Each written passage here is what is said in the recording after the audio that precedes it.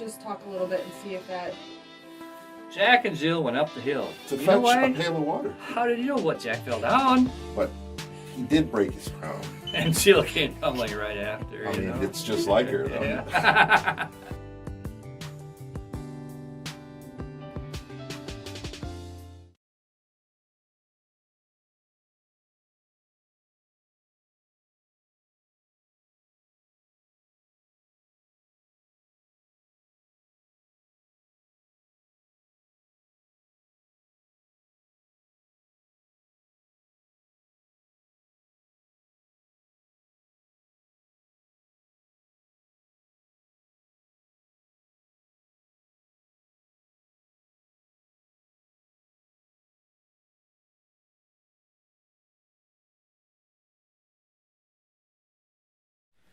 So we have a good idea on how this all started and where you came from and how you came to Dodge County, Beaver Dam. And here we find ourselves with a lawsuit in the appellate court and everything just going ridiculously crazy. How did this happen? You know, sometimes I ask myself the same question. It was pretty wild. I was working with people in the jail. I had met with the judges of Dodge County, and we had sat down and had a meeting. They wanted to get to know me as well. Walked away from that meeting feeling really confident, really positive about what was going on. The interesting thing about that meeting was that they did not invite Mr. Klomberg to that meeting. So it was just the judges? It was just the judges and me. And it was specifically because they knew where his standpoint was. So the whole thing is that this was no secret. It was no secret that there was some animosity toward me from him. Even at that point, you could sense that? Or someone could sense that? At the end of the day, in a nutshell, what happened was how I view helping people and getting them the help that they need, and how Mr. Klomberg viewed helping people. Well, okay, how Mr. Klomberg viewed, prosecuting people.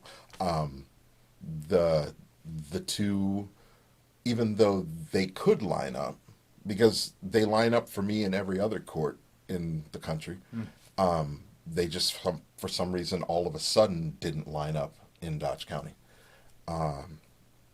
So, it turned into this kind of a lot of venom towards me. And then the next thing I knew, people would start saying, well, they would actually start telling me, well, Kurt, doesn't like you. And I would get stuff from other attorneys. They were like, oh yeah, that district attorney doesn't want to work with you. And it was just, it all turned into this, what is going on type of thing. And I didn't really have the full picture. I'll be honest with you. I didn't have the full picture until all the details were laid out. And once all the details were laid out, it made perfect sense. It was like, wow, this has been going on for a while. There were little things happening behind closed doors, and, little things being said over here, and, interfering with my cases in other counties. He would call judges or district attorneys in other counties, Right. Wow. just to mess with the cases that I was doing over there, and it was childish stuff that I thought was really just infantile, and So that was sort of souring the whole relationship and the atmosphere of working in that system then, huh? right. So explain the visitation, just Okay. so we know what you're talking about there. So I had professional visitation. I would be able to go into the jail and work with people, and help them I would do their assignments, the curriculum that I had designed. I would work that through with them, because when somebody's sitting in jail, they're clear-minded. They don't have the distraction of being able to go out and get drugs or go out and drink.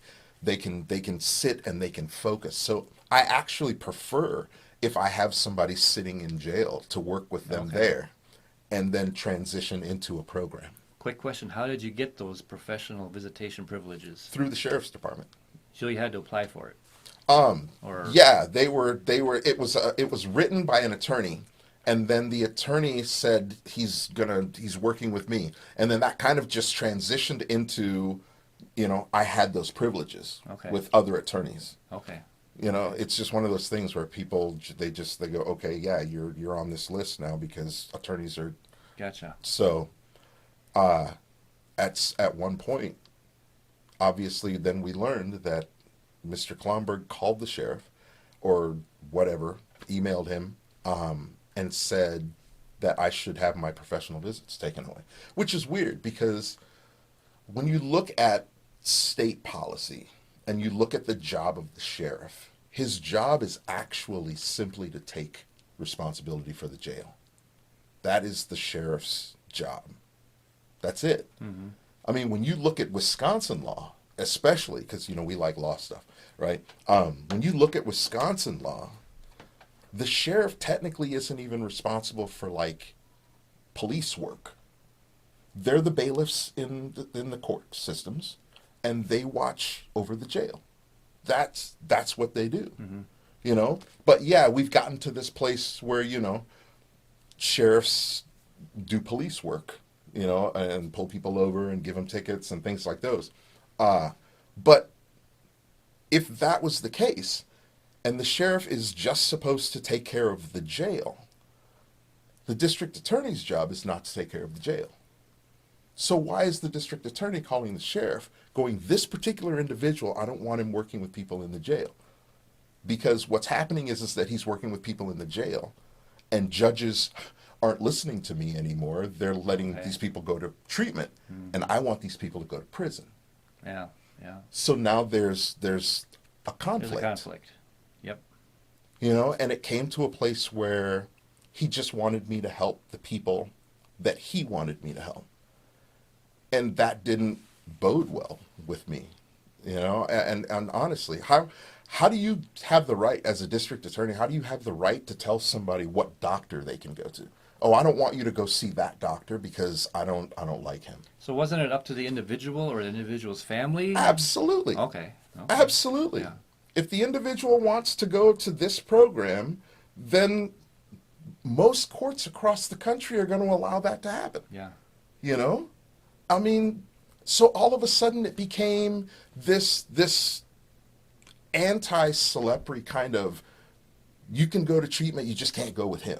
Mm-hmm. You can get help, you just can't get help with him. And it was, again, infantile, just childish. And it was this whole concept of, I wasn't going to do what he wanted me to do.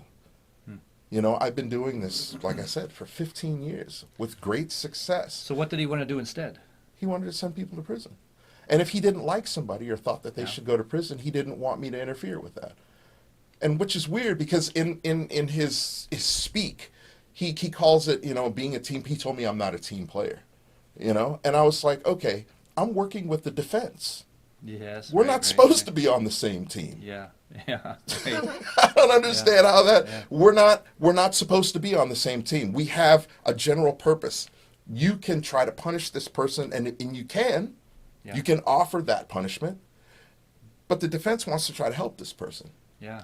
And if we can do a treatment program instead of prison, why wouldn't we do that? And if the crime was bad enough, maybe they need to go to prison first, and then we do treatment, or maybe some kind of balance between both, where there is some kind of jurisprudence. So put it in the mix. Real justice, probably. Absolutely. Yeah. Absolutely. Was there an optional program that was used instead of you too, or did they just not do anything? Not when we first started. And then there was a program that came in. Now there's actually a program in there, and Judge Snow is part of it, and it's from what I hear, it's really good. Okay. And her and Judge DeVries are doing a really, really good job, working with that and helping people in that area. But again, still, there's this whole concept of, how did we get to where we are? Why did this have to escalate to the place where, you know, you're giving false information to the government to try to get me arrested. You know, and it's, again, it's.